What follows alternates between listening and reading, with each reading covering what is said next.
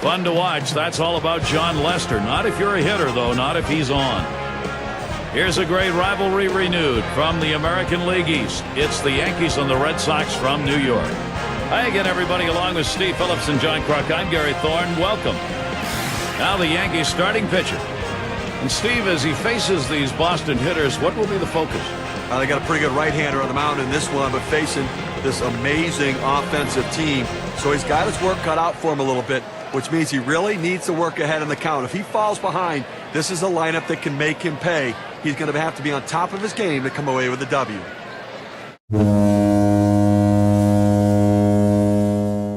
What's up, you guys? You guys at the Foghorn?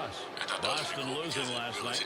They ended up splitting the four-game series 2-2 against the Indians. Swinging a shot down the left field line. This is the Boston Red Sox preview, you guys. Oh my gosh, this is something that I've really been waiting for because 69-93 last year. Wolf at the plate.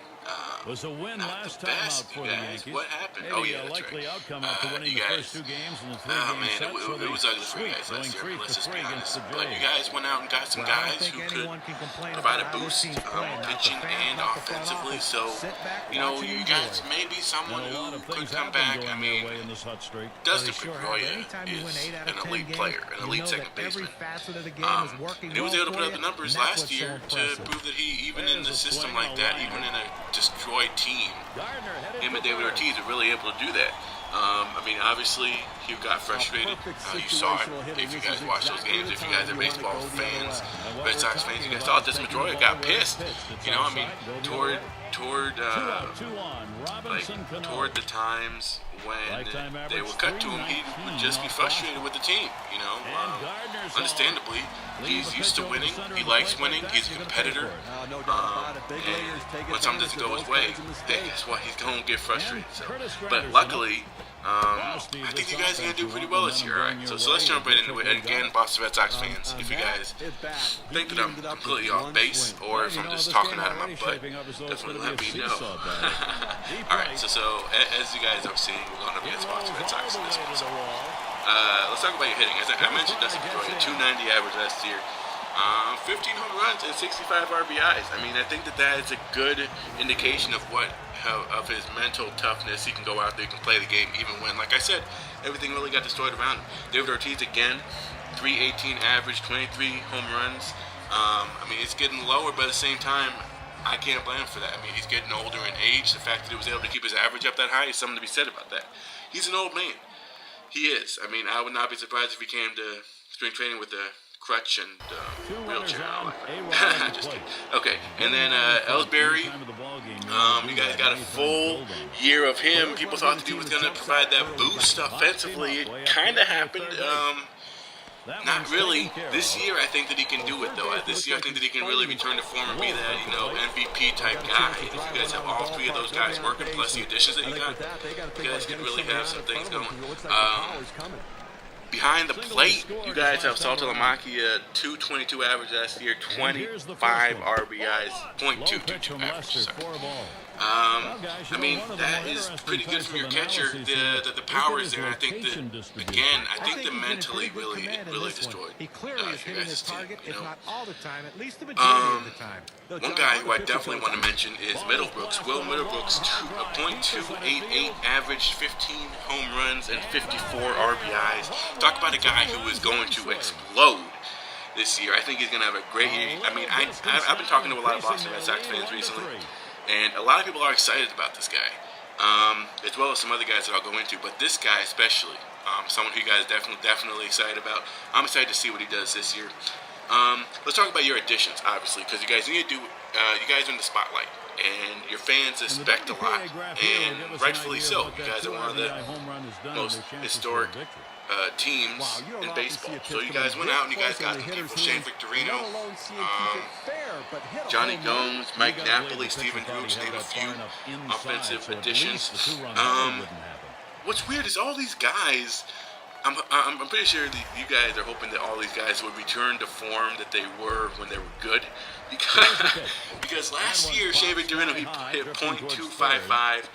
He wasn't the guy that people wanted him to be. Johnny Gomes, he's a good player, but he actually was like the third option on the Oakland A's, you guys. he wasn't really like playing that much. He would come in and maybe hit a home run here and there to win the game, but other than that, he kind of wasn't really the main guy there. He was more of like the motivational speaker. He's gonna get a starting job for you guys. You guys are gonna put him out there every day, and we'll see what he does. He's a decent player, definitely. Mike Napoli, again, someone who in Los Angeles kind of fell off the radar, but you guys are hoping that he can really take over that first base position, possibly go behind the plate. And I mean, .227 average, 24 home runs and 50 RBIs is a guy who shows that he does have the potential, and maybe he can turn around this year. Stephen Drew, I don't know why you guys picked him up. Oh my gosh. In Oakland, he hit .250. Okay, I understand that. But in Arizona, he was garbage. And even in Oakland, whenever he would come up, I'd be like, oh, okay, well, he's going to ground into a double play. And then he hit a home run like once every couple minutes. You know what I mean? Oh, whoa. Take a look at this. This guy, this is how bad this game is. He literally just stood in that position like he was crapping his pants for like 10 minutes. It was the craziest thing. So I just want to show you guys that. Back to the preview. So yeah, Stephen Drew, I mean, I don't know what he's going to do. He can provide pop. He's a good defensive player. But you guys have Iglesias, Jose Iglesias, who's good defensively. Plus, he's really, really young. So I think that Stephen Drew is probably going to get the start, obviously. But I think toward the end, toward the middle of the year, if Iglesias is performing, you guys would not hesitate to give him a shot. You guys are always like those young players, giving them shots. So I think that if Iglesias performs, he's only 22. He can definitely take over that starting job. So I'm sorry, Drew, but I don't think you're going to be staying around as a starting pitcher.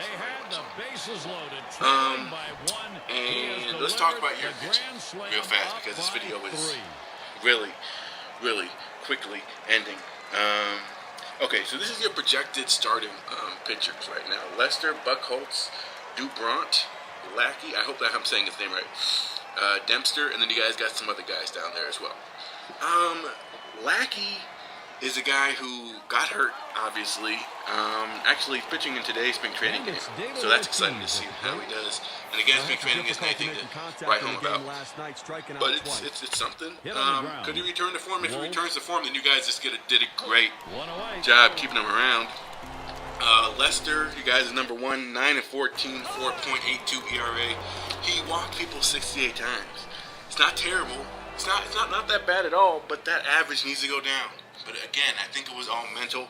Your pitchers, all your pitchers who are sticking them out from last year, pretty high ERAs, you guys.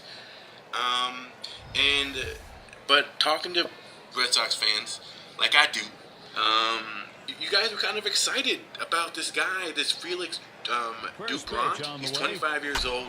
He averages 9 strikeouts a game. That's very, very good. 11-10, 4.86 ERA. Again, the ERAs are up there, but I think that he can be a guy who can strike out guys.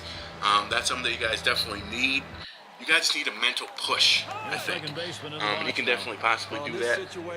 Dempster, you guys got him from Texas.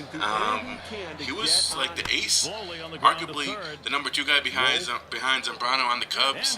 Then he went to Texas, and he didn't do that hot, but no one really does that hot when they're pitching over there. And now you guys picked him up. He could, I mean, it's a good pickup because if Lackey doesn't perform or if he gets hurt, if someone doesn't perform, you can really stick Dempster in anywhere really that he needs to be. So that was a great pickup for you guys. Overall, I think your pitching isn't going to be that good. I mean, you guys really do rely on your hitting, you know. This year, you guys have to. Buchholz, he's so good, though. Like, he has the potential to be so good. All your guys have the potential to be good. All your pitchers. Can I say something, though? Like, I think you guys should have kept Beckett, though. I know that every Red Sox fan is going to hate me for saying that, because every Red Sox fan I talked to was so excited when you guys got rid of Beckett. But I think you guys should have kept him, man. But, you know, maybe Lester, Buchholz, Dubront, Lackey, and Dempster. Well, maybe not Dempster. Well, Lackey will probably get hurt, so Dempster will be in there. Maybe you guys can do it. You never know. Let's talk about your relief pitching. You guys got Hanrahan from Pittsburgh. Really, really solid closer for you guys after the Andrew Bailey fiasco. I could have told you guys that was happening. I think I did tell you guys. 36 saves out of 40 opportunities. pretty good. He's a stud. And if Andrew Bailey can come in and be that setup guy, then maybe it's possible that you guys could have a pretty good closing relief thing there. I think that what you guys' biggest problem was your pitcher. I think the back of your bullpen is going to be pretty decent this year. Your front starters need to step up. Your offense is going to... Oh, man. This team is really just based on, like, maybe it'll happen. It's possible it'll happen. If everything goes our way, if Shane Victorino, Johnny Gomes, Napoli, and Drew play like they can, then we're going to be good offensively. If Lester, Buchholz, Lackey can play like they can, then we're good. It's all like, if they do, then we're good. But nothing is really set in stone for you guys. But I think that's what's exciting about baseball is you never really know what's going to happen. It's all about speculation at this point. I think you guys are going to finish pretty well. You guys are going to contend for the wild card spot. I don't think you guys are going to have a shot at the East title just because, Blue Jays, Baltimore, Yankees, no way. Let me know in the comments, you guys, what you guys think. Do you guys think that the Boston Red Sox, the Boston community, the town, baby, I thought that was a pretty cool thing. The town will rally with you guys, with the Red Sox, and make a push. Make it so that you guys can be the top team in the East. Do you guys think so? Write in the comments, let me know. Also, in terms of these previews, next up is the Yankees, and then we're going to do the Rays. So I'm looking for a Yankee fan, and this is what I want to do. I want to have a fan of each team co-commentate with me on these videos. So I'm looking for a Yankee fan for my next video, and then I'm looking for a Rays fan. And then after that, let's go to Chicago. Let's go Chicago. So I'm looking for those fans. If anyone is a fan, definitely hit me up in the message, or hit me up on Facebook, or hit me up on Xbox Live at Living510, or on Twitter at Living510. So, I'm everywhere.